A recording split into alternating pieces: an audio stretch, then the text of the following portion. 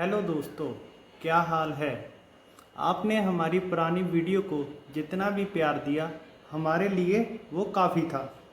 दोस्तों, आज हम ऐसे टॉपिक पर बात करेंगे जिसके बारे में ना तो किसी ने बात की होगी और ना ही सोचा भी होगा। वो टॉपिक है पशु पक्षियों जानवरों का धरती पर जीवन और इंसानों की गलत तरीके में उसमें दखलंदाजी करना, उनके जीने के तरीके में। मुझे लगता है जब से यह दुनिया बनी होगी तब से पशु पक्षियों और जानवरों का ज़्यादा हक होगा धरती पर इंसानों के मुकाबले। इंसान ने दिमाग लगाया। पहले तो वो जंगल में रहता था, फिर उसने कच्चे मकान बना लिए। आहिस्ता आहिस्ता उन्होंने अपने लिए पक्के मकान बना लिए। जैसे जैसे इंसान तरक्की करता गया वैसे वैसे उसने दूसरों का उनसे रहने का हक भी छीन लिया। पंछी जैसे पहले अपने घोंसले पेड़ों पर बनाते थे, इंसानों ने उसे भी काट लिया। अब वो कहाँ रहेंगे। फिर पंछियों ने हमारे घरों में थोड़ी सी जगह रोकी, कूलर एसी के ऊपर अपने घोंसले रखे। पर जब भी हमने साफ सफाई की सबसे पहले उनके घोंसले उठाकर बाहर फेंक दिए।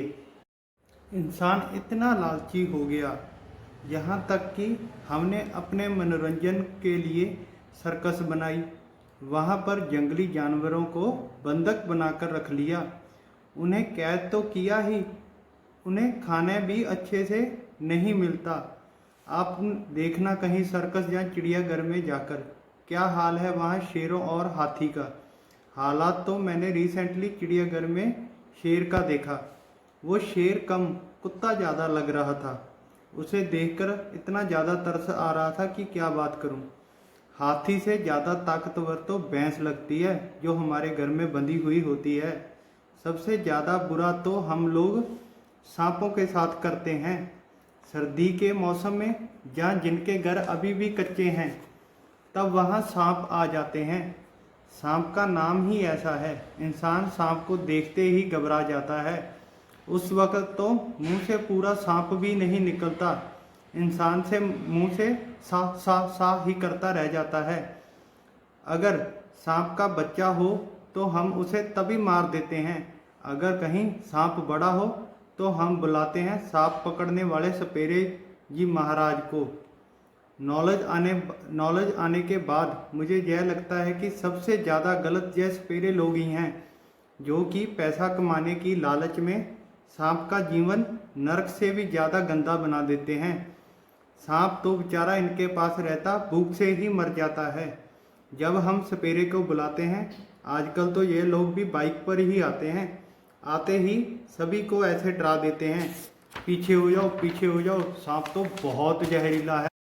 खुद तो इनका भी डर के मारे दिल कांप रहा होता है, पर काम है करना तो पड़ेगा ही। आते ही लेडीज को कहेंगे जाओ थोड़े से चावल और हल्दी लेकर आओ।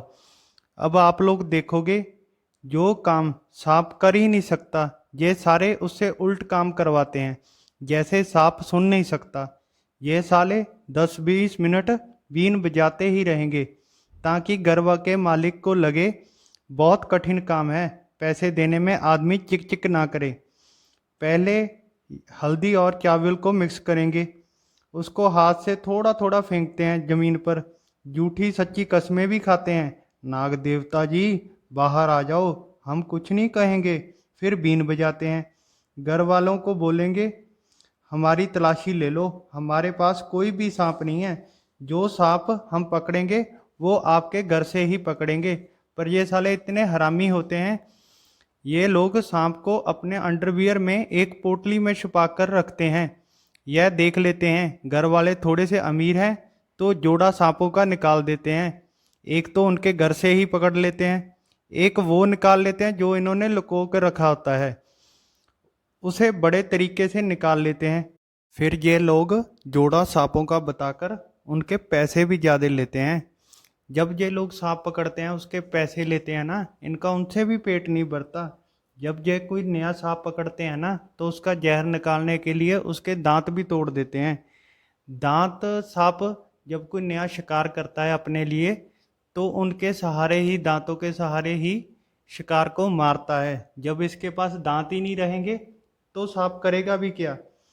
तो बेचारा वो भूखा प्यासा ही मर जाता है। पर ये लोग इतना झूठ बोलते हैं कि हम लोग तो सांपों को खाने को बहुत कुछ देते हैं, दूध भी पिलाते हैं।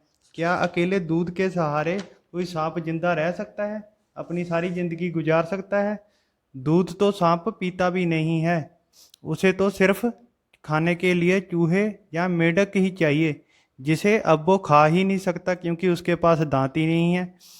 पकड़े हुए सांप को अगर आप देखोगे ना, उसकी स्किन ढीली पड़ी होती है, जैसे कि वो बहुत टाइम से बीमार पड़ा हो। असल में हमें करना क्या चाहिए, जब भी हम अपने घर में आया हुआ कोई सांप पकड़वाते हैं इन लोगों से, तो उसे किसी प्लास्टिक के बॉक्स में रखें और फिर बाद में खुद अपने हाथों से जंगल या खेत में छोड़ कर आएं। ऐसे एक तो उनका जीवन बच जाएगा, दूसरा इन लोगों से भी सांप को बचाया जा सकता है।